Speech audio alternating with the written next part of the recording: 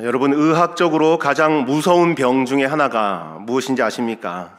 통증이 심한 췌장암이나 폐암, 굉장히 무섭죠. 그리고 급성 심정지 이런 것들, 심혈관 질환 굉장히 무섭습니다. 그런데 사실 가장 치명적인 병 중에 하나가 뭐냐면 고통을 느끼지 못하는 병입니다. 대표적으로 나병 혹은 한센병이라고도 부르는 일종의 피부 질환입니다. 오래전에 우리가 봤던 개역 한글 성경에서는 이 나병을 뭐라고 기록했는지 기억하시죠? 문둥병이라고 기록을 했습니다. 근데 개역 개정으로 성경이 바뀌면서 모든 이 용어가 나병으로 바뀌어 기록되었습니다. 이 나병을 연구하고 나병 환자들을 극진히 돌보는 데 있어서 유명한 권위자 한 분이 계신데, 인도와 미국을 50년간 오가면서 나병 환자들을 돌보신 폴 브랜드라고 하는 박사님이 계십니다. 이 나병에 있어서만큼은 아주 독보적인 권위를 갖고 계신 분이십니다. 이분이 남긴 저서 책 가운데 고통이라는 선물이라는 책 제목이 있습니다. 그 책에 보면 이런 내용이 나옵니다. 나병 환자들이 손가락이 떨어져 나가고 발이 썩어져 들어가는데 그 이유가 단순히 세균에 의한 감염 때문만이 아닙니다. 그들이 손가락을 잃는 진짜 이유는 아픔을 느끼지 못하기 때문입니다. 뜨거운 냄비를 들어도 뜨거운 줄 모르고, 손에 발에 못이 찔려도 고통을 느끼지 못하니까 아픔을 느끼지 못하는 것이죠. 그래서 이런 것들을, 상처들을 방치하게 되고 결국 그 부위가 썩어 문드러져 떨어져 나가게 된다라는 얘기를 합니다. 유명한 신학자이자 또 극작가 C.S. 루이스가 유명한 말을 했죠. 고통은 하나님의 확성기다. 많이 들어보셨을 것입니다. 그런데 이 폴 브랜드 박사도 이와 유사한 이야기를 하였습니다. 내게 있는 고통과 아픔은 저주가 아니라 하나님이 주시는 선물이다라는 얘기를 합니다.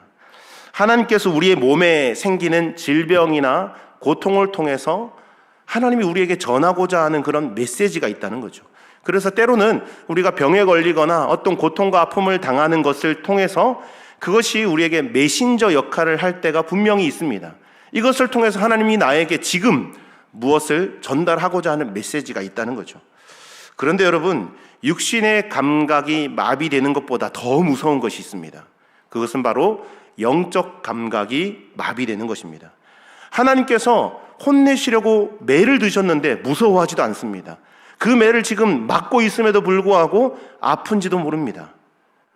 인생이 무너지고 가정이 흔들리는 그런 재난을 당하면서도 그것이 자신의 죄 때문에 일어나는 것을 깨닫지 못하는 것, 이것이야말로 가장 치명적인 영적인 나병이 아니겠습니까? 오늘 우리가 만나는 예레미야 44장의 유다 백성들이 바로 이런 상태에 빠져 있습니다. 나라가 망하고 성전이 불타는 끔찍한 고통을 겪었음에도 그들은 영적으로 지금 감각이 마비되어서 자신들이 왜 지금 이 지경까지 이르게 되었는지 전혀 깨닫지 못하고 있습니다. 오늘 본문의 상황으로 조금 더 깊이 몰입하기 위해 우리는 그들이 어쩌다가 이 지경까지 이르게 되었나 간단히 좀 복습하고 넘어갈 필요가 있겠습니다. 주전 586년 이 예루살렘은 바벨론, 그리고 바벨론의 왕 느부갓네살에 의해서 완벽히 철저하게 멸망당하였습니다. 짓밟혔죠. 성벽은 철저하게 무너졌고 남유다 왕국의 마지막 왕이었던 시드기야 왕은 도망가다가 바벨론 군사들에게 붙잡히게 되고 자신의 자녀들이, 자식들이 자신의 눈앞에서 죽는 것들을 보게 되고, 보고 싶어서 봤겠습니까? 억지로 보게 했겠죠. 목격을 당한 것입니다. 그리고 이 시드기야 왕조차도 두 눈이 뽑혀서 바벨론으로 끌려갑니다. 그럼에도 하나님께서는 그 폐허 속에 남은 자, 이 렘넌트라고 하는데 이 남은 자들을 두셨습니다. 그리고 그들에게 단 한 가지를 명령하셨죠.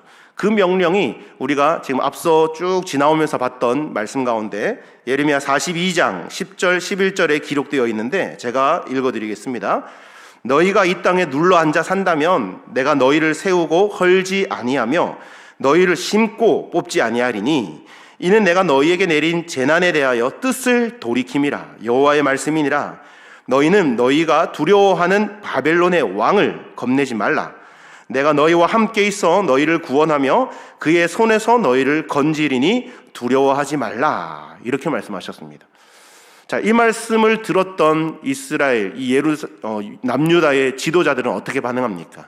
특별히 이 요하난과 지도자들은 이 말씀을 믿지 않았습니다. 그들의 눈에는 바벨론의 그 신식 무기, 칼날들이 너무나 무섭고 두렵게만 보였습니다. 반면에 애굽 땅은 그들이 도피처로 삼을 만큼 충분히 안전해 보였고 풍요로워 보였습니다. 결국 그들은 본문 앞장인 43장에 기록된 것처럼 예레미야 선지자와 그의 서기관이었던 바룩을 강제로 이끌고 이 다바네스로 끌고 가게 됩니다. 그들은 하나님의 약속보다는 당장 눈에 보여지는 현실적으로 느껴지는 안전한 장소, 애굽을 선택하게 됩니다. 그래서 이제 오늘 본문 1절로 보시면 그들이 애굽의 여러 지역, 믹돌, 다바네스, 노, 바드로스 등 애굽 여러 지역으로 흩어져 살고 있는 걸 보게 됩니다. 자, 그럼 이제 이들의 생활이 좀 살만해졌을까요? 전쟁의 그 폐허를 도망하여서 그곳에 안전한 것을 찾기 위해서 지금 들어왔습니다. 평안해졌을까요? 천만의 말씀이죠. 하나님은 유다 백성들이 도망친 그 자리, 그 불순종의 자리에까지 친히 찾아가셔서 예레미야의 입술을 통해 다시 한번 준엄한 심판의 메시지를 전하십니다. 그 심판의 메시지가 2절부터 소개되는데요. 중요한 단어가 나오는데 제가 한번 읽어보겠습니다. 2절입니다. 만군의 여호와 이스라엘의 하나님께서 이와 같이 말씀하시니라. 너희가 예루살렘과 유다 모든 성읍에 내린 나의 모든 재난을 보았느니라.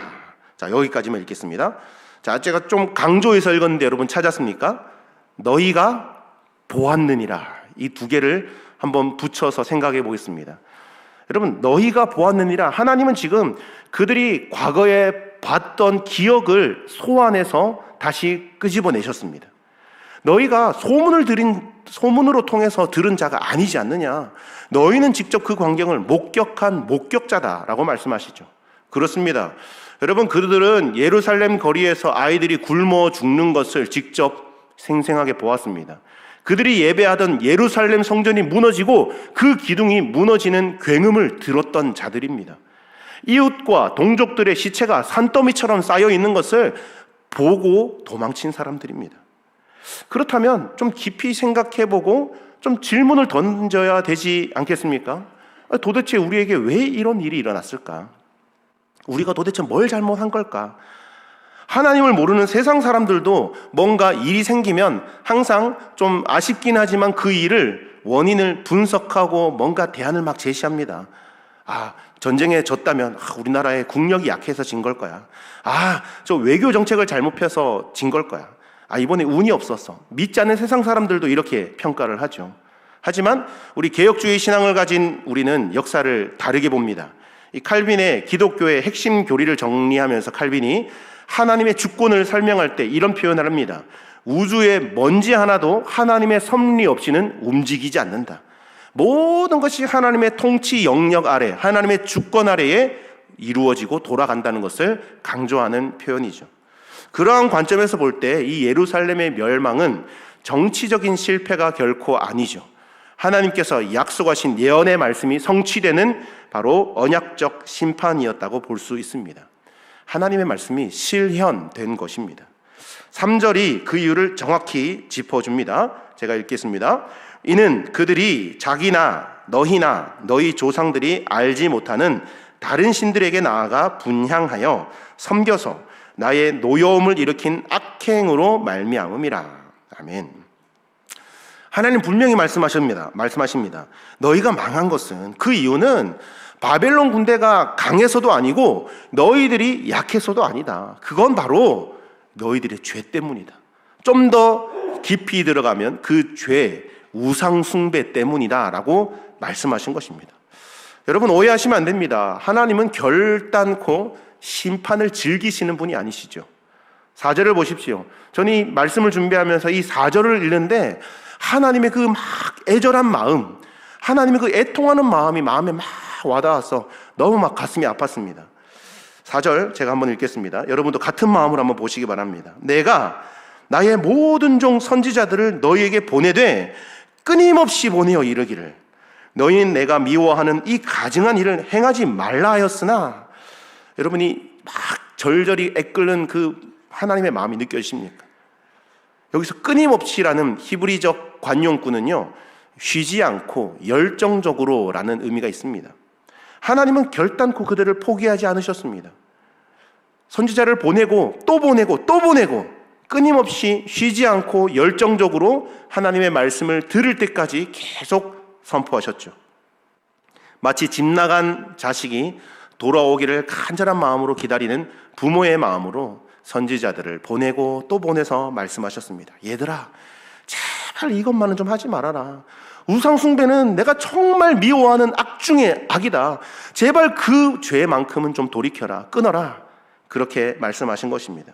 그런데 이러한 하나님의 말씀에 인간의 반응은 어떠합니까? 5절입니다.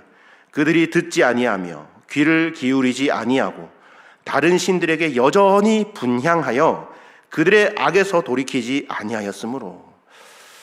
너무나 안타까운 상황입니다. 여러분, 이것이 바로 우리 장로교회가 고백하는 칼빈의 5대 교리 가운데 첫 번째, 전적 타락의 모습을 잘 보여주는 장면입니다. 인간은 스스로의 의지로 하나님의 호소를 받아들일 능력이 없습니다. 아무리 감동적인 설교를 들어도, 또 반대로 아무리 무서운 심판의 경고의 말씀을 들어도 성령께서 그 마음을 열어주지 않고 움직여주지 않으신다면 인간은 끝까지 귀를 틀어막고 자기의 갈 길을 달려갑니다. 프랑스의 외교관이자 정치가였던 탈레랑이라는 사람이 있습니다. 이 탈레랑이 프랑스 혁명 이후에 다시 복귀한 부르봉 왕가를 보면서 남긴 유명한 말이 있죠. 그들은 아무것도 잊지 않았고 아무것도 배우지 못했다라는 유명한 말을 남깁니다. 과거에 그들이 누렸던 영광은 하나도 잊지 않고 챙기려고 들면서 자신들이 왜 혁명으로 이렇게 쫓겨났었는지 그 실패의 역사에 대해서는 아무것도 교훈을 얻지 못하고 배우지 못했다라는 비판이죠. 여러분, 역사는 정말 소중한 것입니다.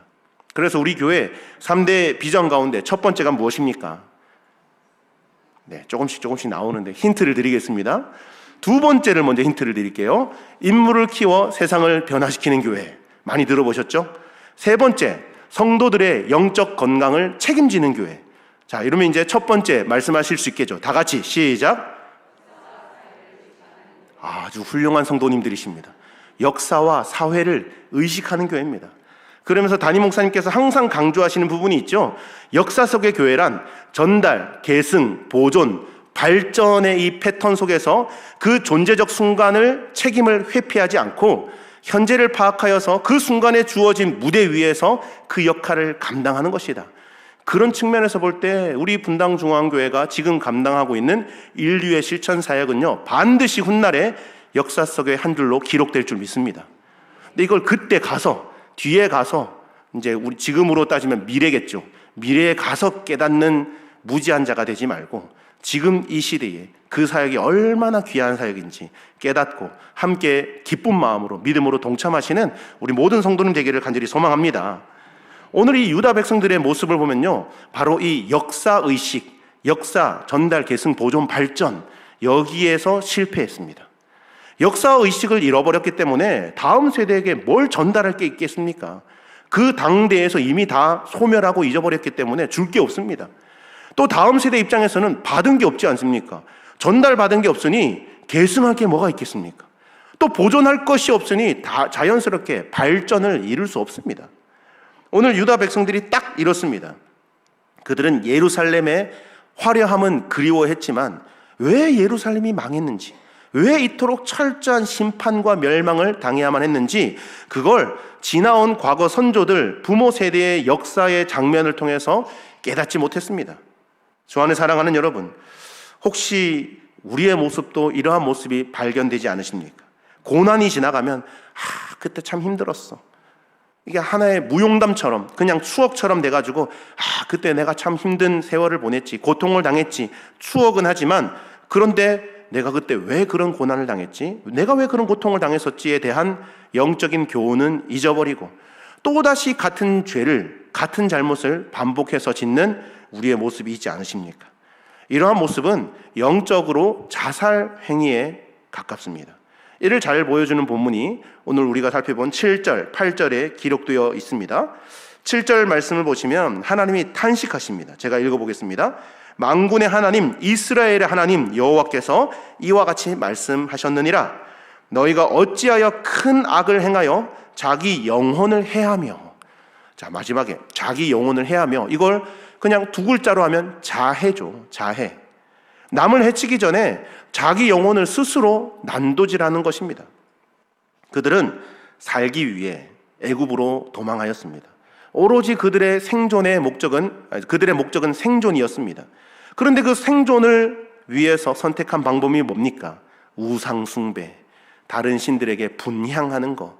향을 올린다는 것은 제사, 예배인데 다른 신들에게 가서 머리를 조아리고 무릎을 꿇고 머리를 땅에 대고 예배하는 것, 이런 일들이 일어났다는 거죠. 7절 하반절 보시죠. 유다 가운데에서 너희의 남자와 여자와 아이와 젖 먹는 자를 멸절하여 남은 자가 없게 하려느냐. 여러분, 이 죄에는요 지독한 전염성이 있습니다. 지독하게 이 죄는요 계속해서 전파되고 전염이 됩니다. 가장의 잘못된 선택 혹은 부모의 우상 숭배는 그들 당대에서 끝나지 않습니다. 아무것도 모르는 아이와 젖 먹는 자녀들까지에게도 이 하나님의 심판이 그들에게도 영향을 미친다는 것이죠. 내가 지은 죄 때문에 내 자녀가 영적으로 황폐해진다면 이 얼마나 끔찍한 일입니까? 이것을 잘 보여주는 역사적인 사건이 실제 일어난 사건이죠. 타이타닉호의 침몰 사건을 한번 생각해 볼 수 있습니다. 영화를 아마 보셔서 다 아실 것입니다. 1912년 4월에 북대서양에서 이 빙산과 충돌에 침몰했으며 2200명의 승무원과 승객들 중에 1500명 이상이 목숨을 잃었던 20세기 최악의 해양 사고가 바로 이 타이타닉호 침몰 사건입니다. 그런데 우리가 이 영화를 통해서 본 것처럼 타이타닉호는 침몰하기 전에 주변 선박들로부터 오며 가며 만나는 선박들로부터 무려 6번이나 경고의 무전을 받았습니다.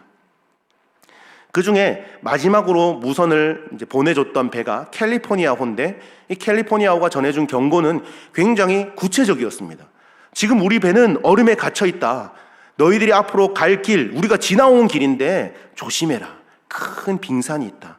앞으로 집중해서 잘 봐야 된다라고 이 무전을 쳤습니다. 그런데 타이타닉호의 무전을 담당했던 사람이 이렇게 답신을 합니다. 딱 한 글자로 영어로 답했죠. Shut up. 따로 해석을 하지 않겠습니다. 한국어로 이걸 해석을 하면 좀 이렇게 은혜가 되지 않습니다. 그는요, 이 중요한 생명의 경고를 소음으로 취급해버리고 차단해버렸습니다. 그리고 몇 시간 뒤 신도 침몰치 못할 것이라고 자랑하던 타이타닉호는 첫 번째 항해에 바다의 깊은 곳으로 침몰하고 말았습니다. 이해를 돕기 위해서 제가 끌어와서 드린 말씀이지만 지금 유다 백성들의 모습이 이와 같다는 거죠. 예레미야 선지자를 보내서 경고의 메시지를 계속해서 보내셨습니다. 그뿐 아니라 이스라엘이 지나온 역사를 통해서 또 주변의 강대국들의 흥망성쇠를 통해서 하나님은 계속해서 경고의 신호를 보내셨습니다.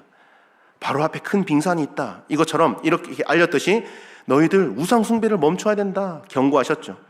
그런데 그 이스라엘 남유다 백성들은 shut up, 조용해. 우리 지금 애굽에서 먹고 살기 바빠. 하나님이 보내신 경고를 철저하게 무시합니다. 이것이 바로 죄의 특징이고 욕심과 욕망의 모습입니다. 죽을 줄 알면서도 망할 줄 알면서도 그 달리고 있는 걸음을 멈추지 못하는 것입니다. 이어지는 8절을 보시면 그들은 애굽 땅에서 다른 신들에게 분향합니다. 많은 성도들이 착각합니다.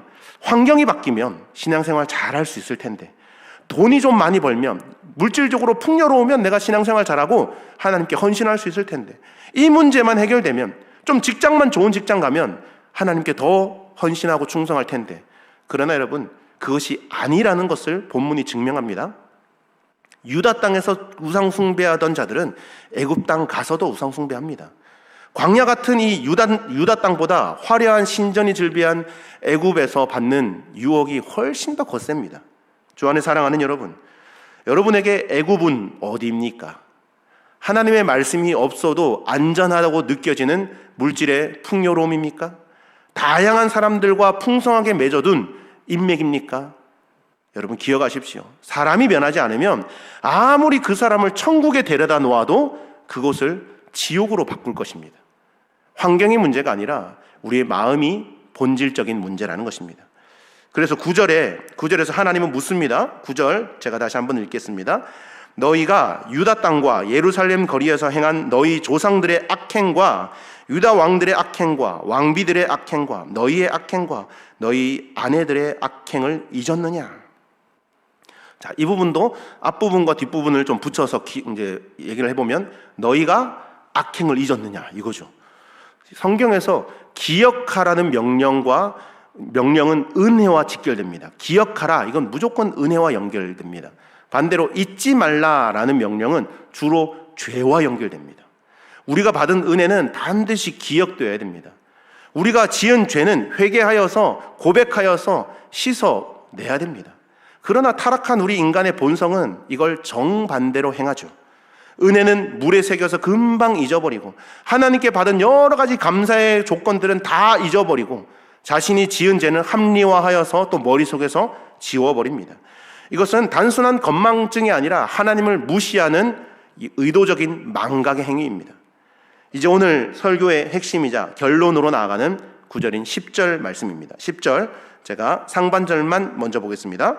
그들이 오늘까지 겸손하지 아니하며 두려워하지도 아니하고 여기까지 봅니다. 자, 개역개정에서 이제 겸손하지 아니하며 겸손이라는 단어를 이제 사용하였는데 사실 이 번역은 원어의 느낌을 더 잘 담지 못하고 있습니다. 여기에 쓰인 히브리어 동사인 다카라는 이 히브리 원어는요, 단순히 우리가 생각하는 겸손, 뭐 인사 잘하고 오시면 문 열어드리고 그런 이제 뭐 예의 바르고 고개를 숙이는 그런 행동이 아닙니다. 이 실제 단어 다카라는 단어의 뜻은요, 으깨다, 가루를 만들다, 산산조각을 내다 이런 의미가 있습니다. 사회사본이나 이 고대 문헌에서 이 단어는요 어떨 때 쓰이냐면 곡식을 맷돌에 갈아서 가루를 만들 때, 뼈가 으스러지다라는 이런 표현을 사용할 때 다카라는 동사를 사용합니다.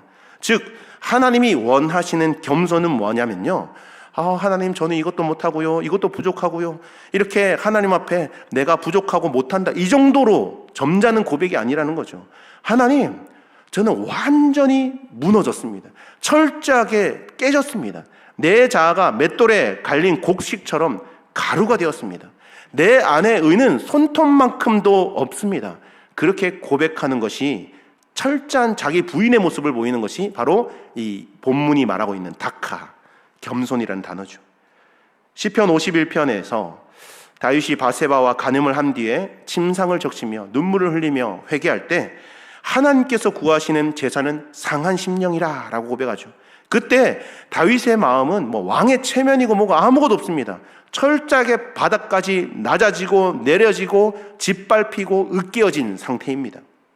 그런데 오늘 본문 10절에서 유다 백성들은 어떤 상태라고 말하고 있습니까? 그들이 오늘까지 겸손하지 아니하며, 여전히 과거에도 그랬는데 지금까지도 깨어지지 않고 으깨어지지 않았다는 것입니다. 나라는 망했고 왕은 잡혀갔고 성전은 불탔는데 여전히 그들의 자존심은 꼿꼿이 고개를 들고 있습니다. 여전히 그들의 목은 곧아 있습니다. 맷돌에 넣었는데 콩이 갈리지 않고 튀어나오는 것과 같은 모습이죠. 하나님은 이런 유다 백성들의 모습을 보면서 너무너무 안타까워하십니다.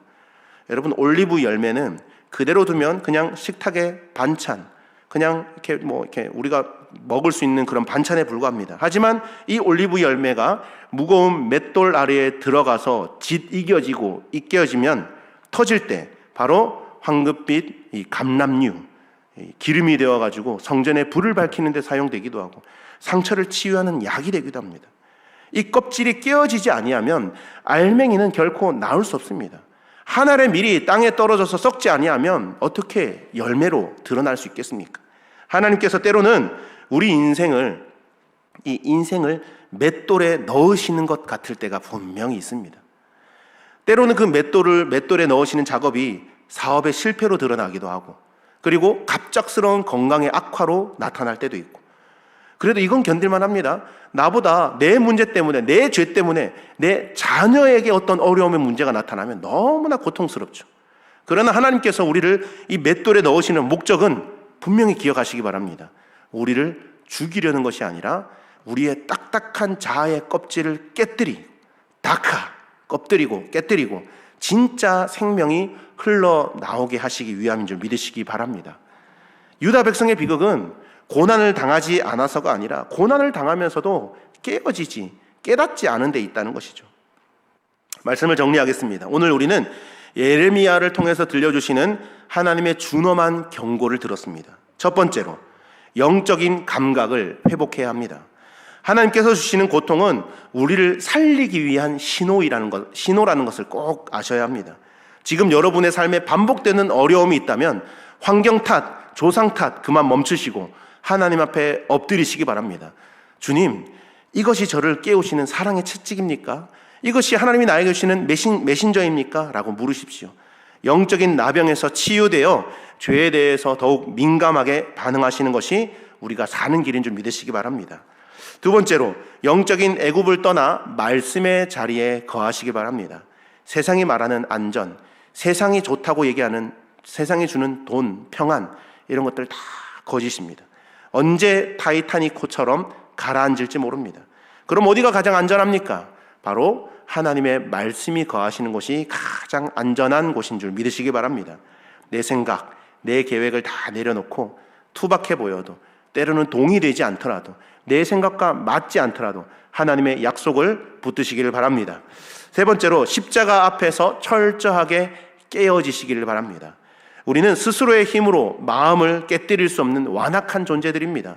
그래서 우리에게는 예수 그리스도가 필요합니다. 이사야서 53장 5절 말씀 이렇게 말씀하죠. 그가 찔림은 우리의 허물 때문이요 그가 상함은 우리의 죄악 때문이다 말씀하십니다. 놀라운 복음이 바로 여기에 있습니다. 심판받아 마땅한 깨어지지 않는 우리를 대신하여서 하나님의 아들 예수 그리스도께서 십자가 위에서 철저하게 깨어지셨습니다. 하나님의 그 진노의 맷돌 아래에서 그분의 몸이 상하여지고 찢기심으로 우리가 받아야 될 그 형벌을 대신 받으셨습니다. 그 십자가의 사랑을 아는 자만이 진짜로 깨어지는 것입니다. 공포 때문에 무서워서 깨어지는 것이 아니라 그런 것은 비굴함이죠. 사랑 때문에 깨어지는 것이 겸손함인 줄 믿습니다. 저 안에 사랑하는 여러분, 우리의 자아의 꼿꼿한 목을 꺾으시고 주님 앞에 나아가시기를 바랍니다. 주님, 저는 깨어지지 않은 이 맷돌 속의 돌 덩어리 같습니다. 주님, 그런 나를 불쌍히 여기시고 내가 부서질 수 있도록 나의 고집과 나의 완악함과 나의 죄악을 십자가 앞에 내려놓습니다. 주님, 잘게 갈아서 부셔 주시옵소서. 겸손하게 만들어 주시옵소서. 새롭게 빚어 주시옵소서. 그렇게 기도하며 나아갈 때 무너진 예루살렘과 같은 우리 인생에도 다시 회복의 싹이 트게 될 줄로 믿으시기 바랍니다. 기도하겠습니다. 거룩하신 하나님 아버지, 은혜를 잊고 심판을 보고도 깨닫지 못하는 어리석은 저희를 불쌍히 여겨 주시옵소서. 애굽으로 도망치면 살 줄 알았으나 그곳이 영혼의 무덤임을 깨닫습니다. 주여, 오늘 이 시간 성령의 능력으로 우리의 굳은 마음을 제거하여 주시고 주님의 십자가 사랑 앞에서 우리의 심령이 가루처럼 철저하게 부서지게 하여 주시옵소서. 그리하여 이제는 내 뜻대로 사는 인생이 아니라 주의 말씀에 매어 사는 참된 언약의 백성 되게 하여 주시옵소서. 우리를 위해 몸을 찢으시고 피 흘리신 예수 그리스도 이름으로 간절히 기도드립니다. 아멘.